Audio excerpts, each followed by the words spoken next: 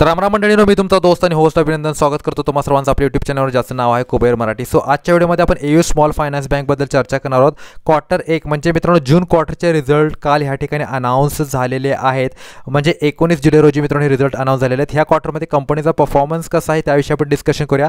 सध्याचे लेवल इन्व्हेस्टमेंटसाठी चांगले आहेत का त्याविषयी सुद्धा आपण डिस्कशन करणार आहोत. सध्या बघा काही इम्पॉर्टंट अनाउन्समेंट्स तर मित्रांनो ह्या ठिकाणी झालेले नाही आहेत. ओके, फक्त आपण ह्या ठिकाणी बघू की रिझल्ट्स मित्रांनो कंपनीचे ह्या ठिकाणी काय झाले आहेत, कशा पद्धतीने ह्या ठिकाणी लागले आहेत. सर्वप्रथम आपण रेव्हेन्यूचा जर मित्रांनो विचार केला, रेव्हेन्यूचा विचार बघितला तर 4378 कोटी रुपयांचा रेव्हेन्यू आहे.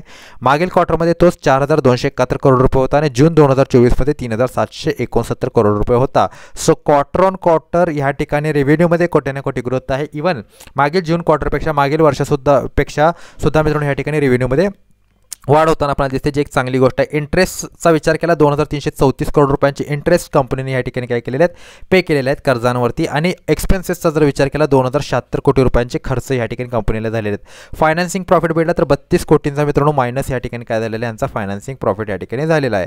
आता ह्या ठिकाणी आपण बघूया की ऑदर इन्कम्स किती आहेत. 811 कोटींचे ऑदर इन्कम्स आहेत. आणि नेट प्रॉफिटचा जर विचार केला तर मित्रांनो 581 करोड नेट प्रॉफिट आहे, जो मागील क्वार्टरमध्ये 504 करोड रुपये होता आणि जून 2024 मध्ये 503 करोड रुपये होता. सो डेफिनेटली नेट प्रॉफिटमध्ये मित्रांनो खूप चांगली ग्रोथ या ठिकाणी मागील जून क्वार्टरपेक्षा आपल्याला पाहायला मिळते. सो एकंदरीत परफॉर्मन्स बघितला तर एक्स्ट्रॉर्डनरी परफॉर्मन्स या ठिकाणी ह्या क्वार्टरमध्ये राहिलेला आहे असं आपण या ठिकाणी म्हणू शकतो. एनपीए सुद्धा मित्रांनो खूप जास्त चांगले आहेत का, म्हणजे या ठिकाणी अत्यंत कमी आहे, 0.88% या ठिकाणी एनपीए आहेत. थोडेसे एनपीए मित्रांनो वाढलेले आहेत मागील क्वार्टरपेक्षा, पण ठीक आहे, हरकत नाही. कंपनीचा मित्रांनो जो काही नेट प्रॉफिट आहे तो सुद्धा या ठिकाणी काय झालेला आहे, वाढताना आपल्याला कोटी ना कोटी दिसतो. एनपीए मित्रांनो पुढे जाऊन कंट्रोल करतील आणि हा एनपीए जो आहे मित्रांनो तो जनरली कसा हवा की 2% या ठिकाणी काय असायला हवा, खाली असायला हवा. सो हे मॅनेजेबल एनपीएज आहेत असं मला या ठिकाणी वाटतंय. चला आता आपण बघूया की सध्याच्या लेवलवरती इन्व्हेस्टमेंट करणं वर्थ आहे का. सो बघा मित्रांनो, आता आपण सर्वप्रथम काय करूया, ह्याचे व्हॅल्युएशन्स थोडासा बघण्याचा प्रयत्न करूया. सो व्हॅल्युएशन मित्रांनो बघू शकता, चांगले व्हॅल्युएशन्स आहेत. 27चा पी आहे. Okay, return on capital employed आणि रिटर्न ऑन इक्विटी अनुक्रमे या ठिकाणी 8.40%, 14.2% आहेत. आणि जर तुम्ही बघितलं या ठिकाणी प्रमोटरची होल्डिंग 22.9% आहे. अर्थात थोडीशी प्रमोटरची होल्डिंग मला या ठिकाणी कमी वाटते. आता त्याच्यामागचं कारण काय ते आपल्याला बघावं लागेल. ओके, पण प्रमोटरची होल्डिंग या ठिकाणी थोडीशी मला या ठिकाणी वाटते निराशाजनक थोडीशी वाटत आहे. आणि व्हॅल्युएशन्स मित्रांनो अत्यंत चांगले आहेत ह्या स्टॉकचे. आणि तुम्ही जर बघितलं तर कंपनी जनरली काय करते मित्रांनो, फायनान्शियल सर्व्हिसेस प्रोव्हाइड करते आणि रिटेल बँकिंग आणि wholesale banking, okay, treasury operations आणि अदर सर्व्हिसेसमध्ये या ठिकाणी कंपनी काम करते. म्हणजे जनरली तुम्ही समजू शकता की बँकिंग सर्व्हिसेसमध्ये काम करते.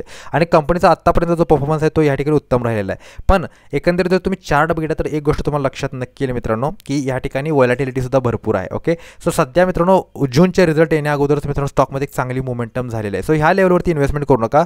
पुन्हा एकदा स्टॉकला मित्रांनो थोडंसं करेक्ट होऊ द्या. माझ्या मते ॲटलिस्ट एक 15-20% करेक्ट होऊ द्या, त्यानंतर तुम्ही ह्याच्यामध्ये इन्व्हेस्टमेंट करू शकता. बाकीच्या गोष्टी मित्रांनो सर्व उत्तम आहेत. फक्त प्रमोटर होल्डिंग जी मित्रांनो आकडे आहेत, प्रमोटर होल्डिंगचे जे काही आकडे आहेत ते थोडेसे मित्रांनो निराशाजनक आहेत. अदरवाईज तुम्ही FIIs, DIIs आणि इव्हन पब्लिकची जी होल्डिंग वगैरे आहेत त्या सगळ्या मित्रांनो काय समाधानकारक मला ह्या ठिकाणी काय दिसतात. ओके, त्यामुळे मित्रांनो आपण ह्या स्टॉकमध्ये काय करू शकतो, डेफिनेटली इन्व्हेस्टमेंट करू शकतो लॉंग टर्मच्या पॉईंट ऑफ व्ह्यूने. पण थोडीशी मित्रांनो आणखी थोडीशी ह्याच्यामध्ये करेक्शन होऊ द्या असं मला तरी ह्या ठिकाणी सध्या वाटतंय. सो आशा करतो मित्रांनो व्हिडिओ तुम्हाला आवडला असेल. व्हिडिओ आवडला असेल तर व्हिडिओला लाईक करा, शेअर करा, चॅनलला सबस्क्राईब करा. मी भेटतो पुढील व्हिडिओमध्ये. तोपर्यंत good bye, take care and a good time. Thank you very much to all of you.